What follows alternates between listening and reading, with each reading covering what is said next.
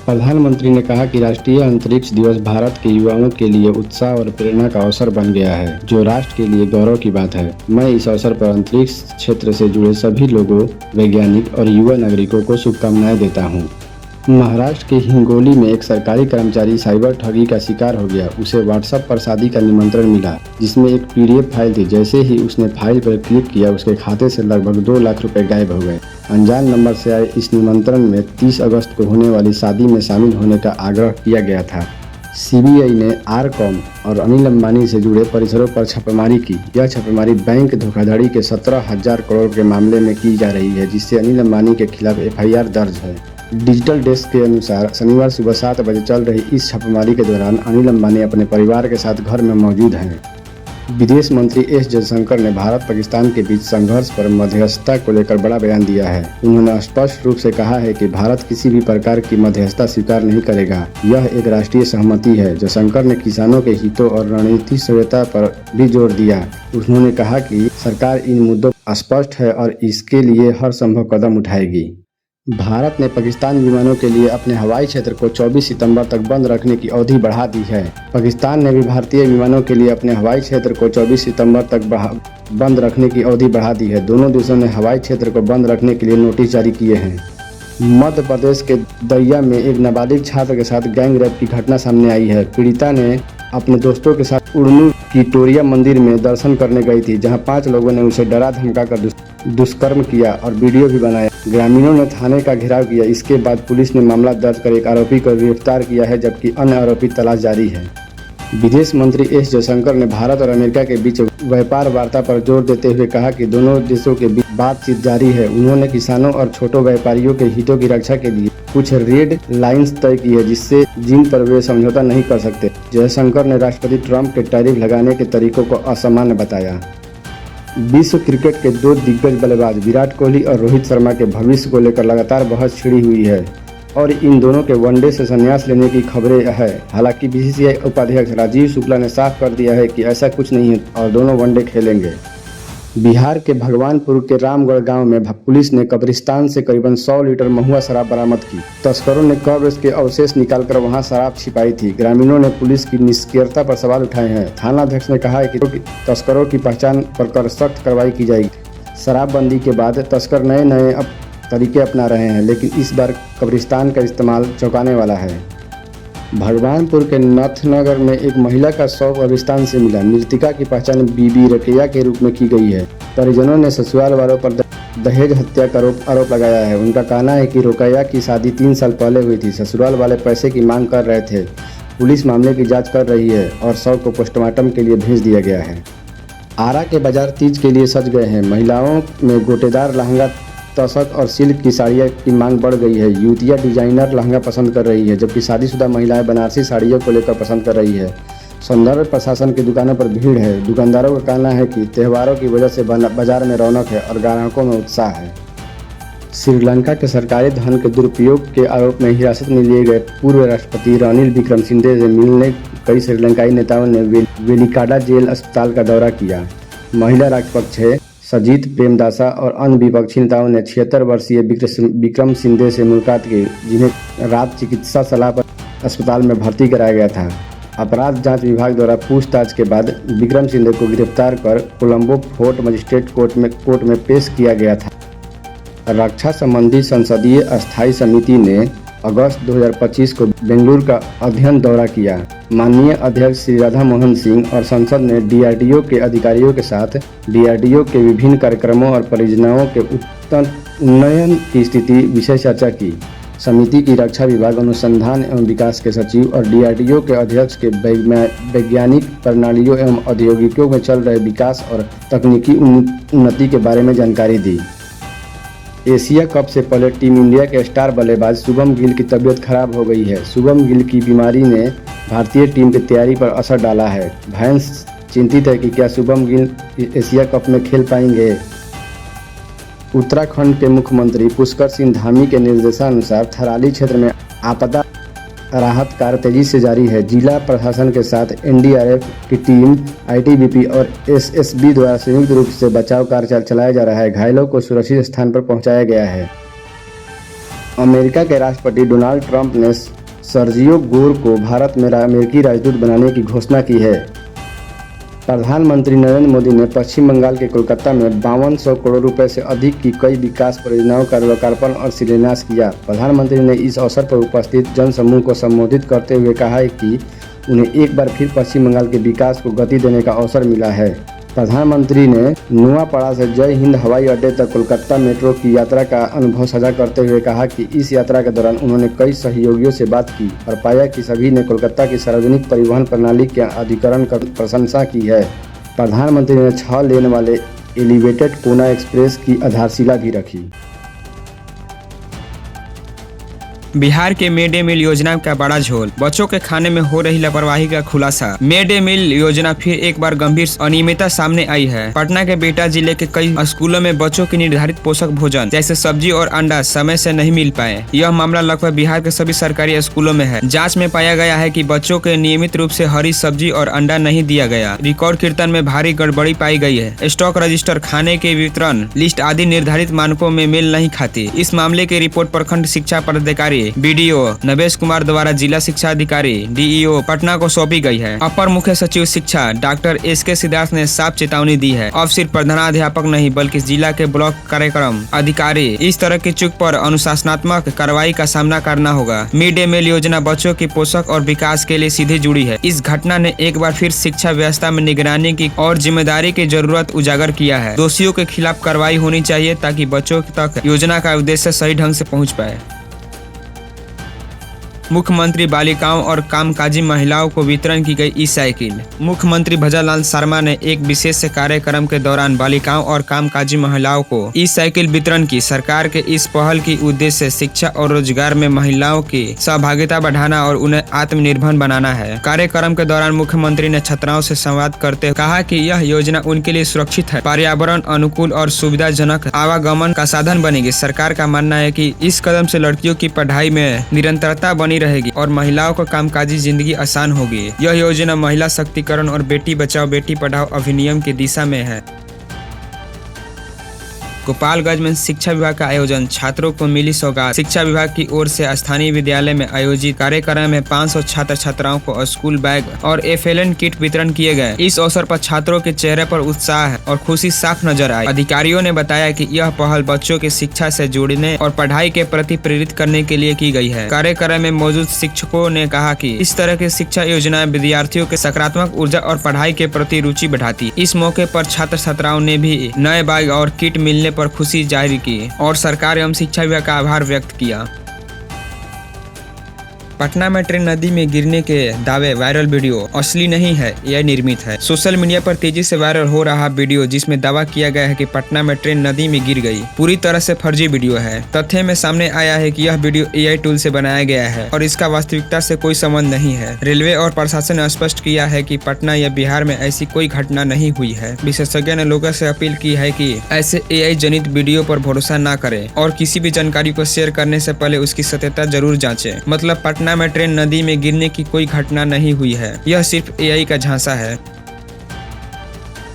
Elon Musk ने की software company माइक्रोहार्ट की घोषणा, एआई से होगी संचालित। टेस्ला और XAI के सीईओ एलन मस्क ने नई सॉफ्टवेयर कंपनी माइक्रोहार्ट की घोषणा कर दी। यह कंपनी पूरी तरह से एआई संचालित होगी और इसका उद्देश्य माइक्रोसॉफ्ट जैसी कंपनियों को चुनौती देना है। जानकारी के मुताबिक माइक्रोहार्ट का ट्रेडमार्क XAI ने 1 अगस्त को दर्ज करा लिया। इसमें एआई आधारित चैटबॉट, स्पीच और टेक्स्ट जनरेशन जैसी सेवाएं शामिल होगी। एलन मस्क का कहना है कि माइक्रोहार्ट नाम भले ही मजाकिया लगे, लेकिन यह परियोजना पूरी तरह से असली है। विशेष बात यह है कि इस कंपनी में मल्टी एजेंट एआई सिस्टम होगा जिसमें ग्रॉक जैसे एजेंट मिलकर कोडिंग, डिजाइन और वीडियो इमेज जनरेशन जैसे काम करेंगे। मस्क का दावा है कि यह मॉडल भविष्य में पारंपरिक सॉफ्टवेयर कंपनियों की जगह ले सकता है। एलन मस्क के इस कदम को एआई की दुनिया में बड़ी चुनौती और टेक्नोलॉजी सेक्टर में गेम चेंजर माना जा रहा है। भारत में होने जा रहा है एआई इम्पैक्ट समिट। जल्द खुलेगा ओपन एआई का ऑफिस। टेक्नोलॉजी की दुनिया में भारत की पकड़ और मजबूत होने वाली है। जल्द ही भारत एआई इम्पैक्ट समिट मेजबानी करेगा। इस समिट में दुनिया भर के दिग्गज एआई एक्सपर्ट और कंपनियां हिस्सा लेंगी। सबसे बड़ा खबर यह है कि ओपन एआई भारत में अपना पहला ऑफिस खोलने जा रहा है। माना जा रहा है कि इसमें भारत में एआई रिसर्च, डेवलपमेंट और रोजगार के नए अवसर पैदा होंगे। विशेषज्ञों का कहना है कि यह कदम भारत के ग्लोबल एआई हब बनने की दिशा में बड़ा योगदान होगा। साथ ही स्टार्टअप और इन्वेंशन को भी बूस्ट मिलेगा। भारत सरकार का फोकस है कि देश में एआई का सुरक्षित और व्यापक इस्तेमाल हो सके और भारत इस क्षेत्र में नेतृत्व भूमिका निभाए। भारत में शोकेस हुआ टोयोटा के पहले electric SUV urban cruiser BEV। Toyota ने भारत में अपनी पहले इलेक्ट्रिक कार का इंतजार खत्म कर दिया। कंपनी का अपनी नई electric SUV urban cruiser BEV को भारत में शोकेस कर दिया है। यह एसयूवी कंपनी की पहली फुल इलेक्ट्रिक कार होगी। इसमें खास तौर पर भारतीय बाजार के लिए पेश किया जा रहा है। माना जा रहा है कि इसके लॉन्च के साथ ही इलेक्ट्रिक कारों के सेगमेंट में मुकाबला और तेज होगी। ऑटो एक्सपर्ट्स के मुताबिक अर्बन क्रूजर BEV में लॉन्ग रेंज बैटरी और एडवांस फीचर दिए जा सकते हैं। कंपनी ने अभी लॉन्च डेट का खुलासा नहीं किया है, लेकिन तैयारी तेजी से जारी है। उम्मीद किया जा रहा है कि यह इलेक्ट्रिक एसयूवी भारत में बढ़ते ईवी मार्केट में एक गेम चेंजर साबित हो सकती है। ईवी वाहनों के लिए खुशखबरी। महाराष्ट्र के 3 हाईवे पर टोल फ्री सुविधा। महाराष्ट्र सरकार ने इलेक्ट्रिक वाहनों को बढ़ावा देने के लिए बड़ा फैसला लिया है। राज्य के 3 प्रमुख हाईवे पर अब ईवी वाहनों से टोल टैक्स नहीं लिया जाएगा। यह सुविधा पुणे मुंबई एक्सप्रेसवे, नागपुर सिंह घाट हाईवे और थाने बोरीवली हाईवे पर लागू होगी। सरकार का मानना है कि इस कदम से राज्य में इलेक्ट्रिक वाहनों की मांग और उपयोग बढ़ेगा। ऑटो एक्सपर्ट्स का कहना है कि टोल फ्री सुविधा से ईवी मालिकों का खर्च कम होगा। लोग पेट्रोल डीजल वाहनों से ईवी की ओर तेजी से शिफ्ट होंगे। महाराष्ट्र का यह कदम देश भर के लिए ईवी प्रमोशन का मॉडल साबित हो सकता है। ईवी पर सब्सिडी 13 अक्टूबर से खत्म होगी। यूपी के ईवी पर रहेगी छूट जारी। भारत सरकार ने घोषणा की है कि इलेक्ट्रिक वाहनों पर मिलने वाली सब्सिडी 13 अक्टूबर 2025 से खत्म हो जाएगी। हालांकि उत्तर प्रदेश में बने ईवी पर राज्य सरकार की ओर से छूट मिलती रहेगी। नीति का मकसद घरेलू मैन्युफैक्चरिंग को बढ़ावा देना और राज्य में बने वाहनों का बढ़ावा देना है। इससे यूपी में ईवी उद्योग मजबूत होगा। एक्सपर्ट्स का कहना है कि केंद्र की सब्सिडी खत्म होने से लेकिन यूपी उपभोक्ताओं के फायदा देती रहेगी। उत्तराखंड में प्राकृतिक आपदाओं का सिलसिला थमने का नाम नहीं ले रहा है। शुक्रवार के रात करीब 1 बजे थराली गांव और उसके आसपास के इलाकों में बादल फटने की घटना ने हड़कंप मचा दिया। देखते ही देखते मूसलाधार बारिश के साथ साथ मलबा कई घरों में घुस गया और सड़कें क्षतिग्रस्त हो गई। स्थानीय लोगों के मुताबिक थराली बाजार और चेपड़ो गांव में सबसे ज्यादा नुकसान हुआ है। कई वाहन मलबे में दब गए, जबकि कई मकानों में घुस गया मलबा। लोगों के लिए मुसीबत बन गया। फिलहाल 2 लोग लापता हैं, उनके बारे में कोई जानकारी नहीं है। जिला परिषद की सामान्य बैठक विद्या भवन सभागार में अध्यक्ष आशा देवी की अध्यक्षता में हुई। शिक्षा, स्वास्थ्य, कृषि, आपूर्ति, बिजली, सड़क और आंगनबाड़ी समेत जिले के 29 विभागों में कार्यों की समीक्षा की गई।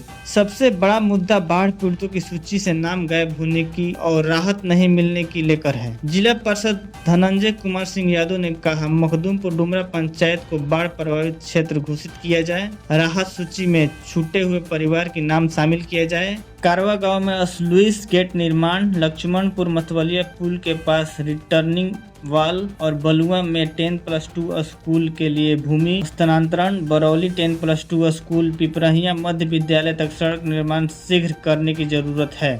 कैमूर के किसानों को आम की खेती के लिए प्रोत्साहित किया जा रहा है। उद्यान विभाग एकीकृत विकास मिशन के तहत आम क्षेत्र विस्तार योजना चला रहा है, जिसमें किसानों को 80% सब्सिडीज मिल रही है। यह सब्सिडीज 2 किस्त में दी जाएगी, जिससे किसान आम के बाग लगाकर अपनी आय बढ़ा सकते हैं। देश में उर्वरक की कमी को लेकर कई तरह की खबरें सामने आती रही है। केंद्र सरकार की ओर से साफ कहा गया है कि देश में उर्वरक की कोई कमी नहीं है। किसानों के लिए पर्याप्त मात्रा में उर्वरक मौजूद है और कमी को दूर करने के लिए केंद्र सरकार की ओर से हर संभव प्रयास किया जा रहा है। डिपार्टमेंट ऑफ फर्टिलाइजर को देश के किसानों के लिए समय समय पर उर्वरक मुहैया कराया जाने की जिम्मेदारी है। मैनपुरी में किसानों को DAP और यूरिया खाद की गंभीर समस्या का सामना करना पड़ रहा है। इस मुद्दे को लेकर सांसद डिम्पल यादव ने कृषि मंत्री सूर्य प्रताप शाही को पत्र लिखा। सांसद ने पत्र में बताया कि संसदीय क्षेत्र में खाद की भारी कमी है। किसान सहकारी समितियों पर लंबी कतारें में खड़े हैं। कई दिनों के इंतजार के बाद भी उन्हें खाद नहीं मिला। शनि अमावस्या का साल का आज आखिरी दिन है। आज के दिन आप शनि मंदिर जा सकते हैं, जिसको लेकर मान्यता है कि यहाँ हर मनोकामना पूरी होती है। यह दिल्ली एनसीआर के प्रसिद्ध मंदिर है। आज हम आपको इन 12 ज्योतिर्लिंगों में से एक महाकालेश्वर ज्योतिर्लिंग के बारे में बताने जा रहे हैं, जिसकी महिमा का वर्णन कई पुराणों में मिलता है। महाकालेश्वर ज्योतिर्लिंग की प्रसिद्ध दुनिया भर में फैली हुई है, विशेषकर यह होने वाली भस्म और आरती की, जिसकी साक्षी बनने के लिए भक्त दूर दूर से उज्जैन पहुंचते। उरी द सर्जिकल स्ट्राइक के निर्देशक आदित्य धर की नई फिल्म धुरंधर 5 दिसंबर 2025 को रिलीज होगा। रणवीर सिंह, संजय दत्त और आर माधवन, अक्षय खन्ना मुख्य भूमिका में है। यह फिल्म का ट्रेलर 2 मिनट 42 सेकंड का है। इस फिल्म को सेंसर बोर्ड ने यूए रेटिंग दिया है। दर्शक इसे बेसब्री से इंतजार कर रहे हैं। देश का सबसे बड़ा प्राइवेट बैंक HDFC बैंक ने अपने निवेशकों को बोनस शेयर देने का फैसला किया है। कंपनी की तरफ से इस बोनस इशू के लिए 27 अगस्त को तारीख तय हुई है, जो कि अगले हफ्ते में है। इसमें बैंक अपने ग्राहकों को एक शेयर पर एक शेयर फ्री देगी। एक खबर और, वोडाफोन आइडिया, वी और एयरटेल के शेयरों पर झड़प पड़े निवेशक। भारतीय टेलीकॉम सेक्टर में लंबे समय से चली आ रही उठापटक के बीच एयरटेल और वोडाफोन आइडिया जैसी कंपनियों के लिए शुक्रवार को एक बड़ी राहत की खबर सामने आई है। सूत्रों के मुताबिक केंद्र सरकार ने उनके बकाये में एक महत्वपूर्ण कटौती का विचार कर रही है। इस खबर से दोनों कंपनियों के शेयर के भाव चढ़ गए हैं। वोडाफोन आइडिया ने तो कारोबार बंद होने तक 7% से ज़्यादा की बढ़त हासिल की, जबकि एयरटेल में भी मामूली वृद्धि देखने को मिली। अहमदाबाद के 7 डे स्कूल के पास एक नाबालिग की हत्या ने केवल शहर को ही हिला कर रख दिया, बल्कि गुजरात के शैक्षणिक संस्थानों में कई विचलित करने वाली घटनाओं का भी खुलासा हुआ है, जिससे छात्रों की सुरक्षा, परिसर का माहौल और प्रशासन की जवाबदेही पर गंभीर सवाल उठ रहे हैं। दहेज के लिए मार दी गई महिला 6 साल बाद मिली जिंदा। 12 लोगों पर दर्ज था हत्या का मुकदमा। सारण पुलिस ने 2019 में दहेज हत्या मामला का खुलासा किया, जिसमें एक विवाहित 6 साल बाद जीवित मिली। परिवार ने ससुराल पक्ष पर हत्या का आरोप लगाया था। पुलिस ने तकनीकी जांच से उसे पटना के पुनपुन में पाया, जहां वह नए पति और 3 बच्चों के साथ रह रही थी। एसपी ने जांच अधिकारी को सम्मानित किया। बिहार चुनाव में पीडीएस डीलर बनेंगे किंग मेकर। समर्थन या नाराजगी दोनों ही चुनाव नतीजों पर डाल सकता है बड़ा असर। बिहार विधानसभा चुनाव में भोजपुर जिले के पीडीएस डीलर एक महत्वपूर्ण भूमिका निभा सकते हैं। 1600 से अधिक डीलर हर परिवार से जुड़े हैं, जिससे उनका समर्थन चुनावी नतीजों पर असर डाल सकता है। कमीशन, मानदेय और प्रदर्शित की मांगों को लेकर असंतुष्ट डीलर वोट के माध्यम से अपनी नाराजगी जताने की तैयारी में हैं। काले धन के कुबेर में निकला बिहार का इंजीनियर। छापा पड़ा तो फूंक दिए 2 से 3 करोड़ रुपए कैश। बिहार के ग्रामीण कार्य विभाग में कार्यकर्ता इंजीनियर विनोद राय ने घर ईओयू की टीम छापेमारी करने पहुंची तो उन्होंने रात भर बैठकर लगभग 2 से 3 करोड़ रुपए कैश को आग के हवाले कर दिया। इसके बावजूद सुबह बड़ी मात्रा में नकद घर से बरामद किया गया। अंतरिक्ष की ऊंचाइयों को छूता भारत, मंगल से चांद तक की गौरव गाथा। भारत आज दूसरे राष्ट्रीय अंतरिक्ष दिवस मना रहा है, जहां हाल की अंतरिक्ष उपलब्धियों पर गर्व और भविष्य की योजनाओं पर ध्यान केंद्रित है। आज का दिन हर एक भारतीय के लिए काफी खास है। यह एक ऐसा दिन है जिस पर हर एक भारतीय नागरिकों को भारत पर गर्व होना चाहिए। आज से ठीक 2 साल पहले 23 अगस्त 2023 को भारत ने अंतरिक्ष में एक शानदार उपलब्धिता हासिल की थी। इस दिन भारत चंद्रमा के साउथ पोल यानी दक्षिणी ध्रुव क्षेत्र तक पहुंचने वाले दुनिया का पहला देश बना था। इसके अलावा भारत चांद की सतह तक पहुंचने वाला दुनिया का चौथा देश में भी बना था। इस ऐतिहासिक उपलब्धियों को हमेशा के लिए यादगार बनाने के लिए भारत के प्रधानमंत्री नरेंद्र मोदी ने 23 अगस्त को राष्ट्रीय अंतरिक्ष दिवस घोषित किया है। इस कारण आज पूरा देश अपना दूसरा राष्ट्रीय अंतरिक्ष दिवस मना रहा है। इस कारण भारतीय अंतरिक्ष विभाग के द्वारा पूरे देश में कई प्रकार के कार्यक्रमों का आयोजन किया गया है। सोने की रेट में तेजी। 24 कैरेट सोने की कीमत 1 लाख रुपए प्रति 10 ग्राम है, जबकि इसमें जीएसटी जोड़ दिया जाए तो कीमत 1,03,000 रुपए प्रति 10 ग्राम हो जाती है। वही बिना जीएसटी के 22 कैरेट सोना 92,300 रुपए प्रति 10 ग्राम और 18 कैरेट सोना 75,600 रुपये प्रति 10 ग्राम बिक रहा है। इसके साथ ही चांदी की कीमत की बात करें तो इसकी कीमत में स्थिरता बनी हुई है। आज 1 किलो चांदी की बिक्री 1,14,000 रुपये में हो रही है। इसमें GST जोड़ देने पर इसकी कीमत 1,17,420 रुपये हो जाती है। इसके अलावा हॉलमार्क वाले चांदी के आभूषणों की बिक्री 112 रुपये प्रति ग्राम हो गई है। अब बात कर लेते हैं राशिफल की। तो मेष सबसे पहले रुझाना यह दिखा कि आज आपकी चतुराई और अनुभव आपको लाभ दिलाएंगे। कार्य में सफलता और सामाजिक तालमेल रहेगा और निवेश में विवादों में सोच समझकर निर्णय लेने की सलाह है। कर्क आज संयम जरूरी है। महिलाओं सहयोग के लाभ और भाग्य के साथ मिलेगा, लेकिन स्वास्थ्य पर थोड़ा ध्यान देना बेहतर रहेगा। राशि रचनात्मक और नौचार में प्रेरित दिन रहेगा। व्यापार में नई योजनाएं बनेगी और परिवार या करीबी का सहयोग मिलेगा। हालांकि खर्चों पर नियंत्रण बनाए रखें। मीन राशि व्यापार और प्रेम संबंधों में मधुरता बढ़ेगी। रिश्तों में अनुकूलता रहेगी।